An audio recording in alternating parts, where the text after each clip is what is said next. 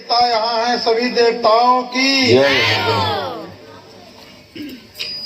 परम पूजनीय, आदरणीय, सम्मानीय हमारे कथा व्यास श्री देव प्रकाश मिश्रा जी, उनके अनुज भ्राता लक्ष्मण जैसे साथ देने वाले पंडित आचार्य अंकित मिश्रा जी तथा उनके साथ मिश्रा जी जो आर्गन बजा रहे हैं सुनील मिश्रा जी फतेहगंज से एवं उनके साथ ढोलक पे पूरा साथ देने वाले बड़े खुश मिजाज ईश्वर भक्त महारथी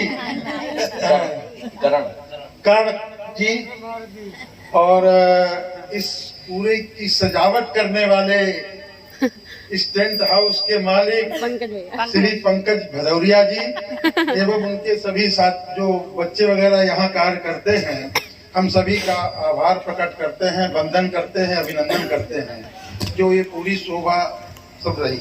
आप लोगों ने, हमारे ग्रामवासियों ने, रिश्तेदारों ने, सभी लोगों ने, पड़ोस के गांव वालों ने आकर के कथा का रसानंद लिया। सोचो कितना सौभाग्य का समय था और कितना सौभाग्य समय आज हमारे हाथ से फिर जा रहा है, फिर एक साल बाद आएगा। फिर हम लोग इस रसानंद को नहीं ले पाएंगे। पहले कृष्ण कथा का रस लिया गया, श्रीमद् भागवत का, पंडित जी के मुखार बिंदु से अमृत वर्षा हुई, जिसका हम सभी ग्रामवासियों ने, सभी लोगों ने, जितने भी भक्तगण हैं, सभी ने रसानंद किया। और 2 दिन से हमने अनुरोध किया था पंडित जी से कि 2 दिन राम कथा भी हो जाए। 2 दिन राम कथा हुई। राम कथा में वाह क्या भरत और राम का प्रेम। सोचो, एक पिता के कहने पे पुत्र ने अपना राज्य छोड़ दिया और हम लोग छोटी छोटी बात पिता गालियां देते हैं।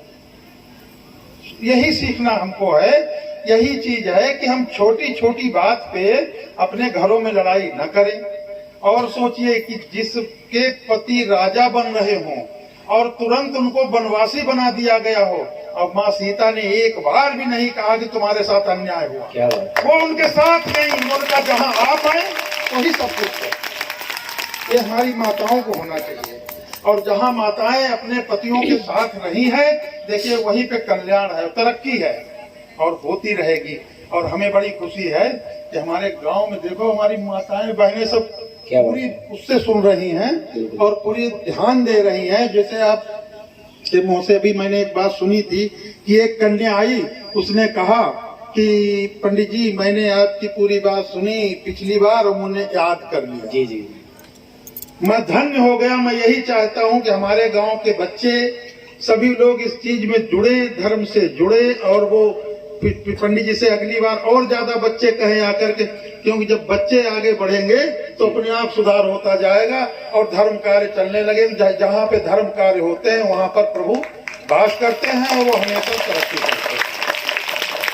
इसी के साथ मैं एक चीज बताऊंगा, सब लोग एक चीज मन से निकालते हैं। पंडित जी आजकल जात बड़ा चल रहा है, क्या कि वो हम कैसे ऐसा है वैसे है, ये दुनिया भर की ये बातें। देखो सबरी को देखो, कौन थी?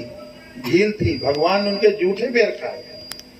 सोचिए, उनके जूठे बेर खाए, उनको अदम नहीं माना उन्होंने, क्योंकि भगवान का सीधा रास्ता भक्त से होता है, जाति से नहीं। सभी लोग पूजन करो, मंदिर है सब, खूब डेली आओ, पूजा करो, पाठ करो, प्रभु की प्रार्थना करो और खूब घर के गांव में धर्म कार्य करो। माताएं इस कार्य को जब बढ़ाएंगी, माताएं बहनें बढ़ाएंगी, तो हमारे भाई लोग मजबूर होकर उससे जुड़ जाएंगे। क्योंकि देखिए धर्म कार्य हमेशा माताओं के हाथ में रहा है। हमारे शास्त्र कहते हैं कि धर्म कार्य माताओं के हाथ में रहा है। और जब उन्होंने धर्म कार्य किया, बताओ मंदोदरी ने कितना रावण को समझाया, आप लोग सुनते रहे होंगे। मंदोदरी की बुद्धि सही थी, बुद्धि हमेशा पुरुष की खराब होती है। मंदोदरी ने समझाया कि गलत हो रहा, गलत कर रहे हैं आप। चलो वो नहीं माने, क्योंकि उनको अहंकार था अपने ऊपर। जहाँ कहीं पे माताएं धर्म का कार्य करती रहती हैं, वहाँ पे प्रभु वास करते हैं और वहीं तरह, इसीलिए तो उनको लक्ष्मी जी कहा जाता है जी।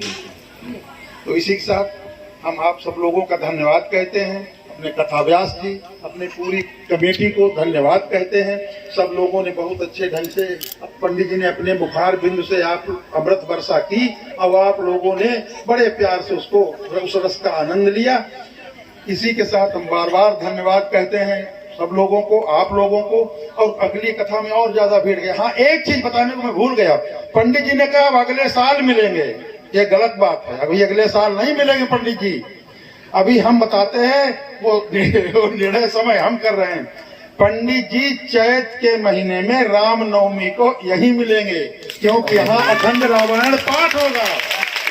जो मूर्ति स्थापना हुई थी वहाँ पे हम लोगों ने विचार किया है अखंड रामायण पाठ कराया करेंगे, क्योंकि अखंड रामायण पाठ में सभी देवता भी आ जाएंगे और राम चंद्र वगैरह सब लोगों की मूर्ति का जो। तो पंडित जी आज ही नोट कर ले, स्वीकार कर ले इसको कि रामनवमी के एक दिन पहले हम लोग अखंड पाठ शुरू करेंगे। रामनवमी को अपना आराम से या जैसा आप निर्देश देंगे तो अभी बीच में आप फिर मिलेंगे यहाँ सब लोगों को, क्योंकि जैसे राम जी की इच्छा। इसी के साथ धन्यवाद आप लोगों को। कल 10 बजे हवन का कार्यक्रम है, माता जी के मंदिर के ही पे होगा, और 2 बजे से भंडारा का शुरुआत होगी। सभी लोग अपनी कन्याओं को पहले भेजना घर से, वही 2-3 अनाउंस करा दिया जाएगा। कभी थोड़ा बहुत लेट हो जाता है तो अनाउंस करा दिया जाएगा, पहले कन्याओं को भेजिए। और सब लोग, जितने लोग सुन रहे हैं, जहां तक आवाज जा रही, जिस गांव तक आवाज जा रही, भंडारा किसी का नहीं है, भंडारा माता जी का है, भंडारा हनुमान जी का है, भंडारा गणेश लक्ष्मी का है। अब आप देखिए, आप यहाँ कितने देवता वास करते हैं। भंडारा राधे कृष्ण जी का है, भंडारा सियापति रामचंद्र जी का है, भंडारा उमापति महादेव का है, भंडारा पवन पुत्र हनुमान का है। सभी देवता आपके इस देवस्थान में वास कर रहे हैं। कितना भव्य स्थान हो गया है। उन लोगों के द्वारा भंडारा किया जाता, हम तो उनके आदेश का पालन खाली करते हैं। हम हैं क्या? हम तो आप ही लोगों के बीच के हैं। राई से पर्वत करने वाले तो वही हैं जो आज भंडारा कर रहे हैं। अगर वो ना ऐसा बनाते तो हम क्या भंडारा कर पाते। तो ये सब उनकी कृपा से हो रहा है। सभी लोग आइए, भंडारा ग्रहण करिए। और सब रिश्तेदारों को भी, जो भी है सभी रिश्तेदारों को कहता हूँ, पिछली बार हमने सबको कहा, रिश्तेदारों को कहा नहीं। अपने मन में मुझे बाद में ग्लानि हुई कि अरे घरों में इस समय रिश्तेदार आए हैं, जैसे अभी बिजगमा, इस्माइलपुर, सभी रिश्तेदारों को हाथ जोड़कर प्रार्थना है सब लोग कल भंडारा का प्रसाद अवश्य खाएं। उसी से हमें आत्म संतुष्टि मिलती है। सभी लोग अपने रिश्तेदार बुला लें, सब रिश्तेदार और लोगों को सूचना करें, सब लोगों को बुला लें।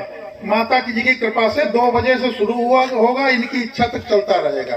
गांव के जितने रिश्तेदार हैं वो सब आप सब लोग आएंगे। बहुत बहुत धन्यवाद।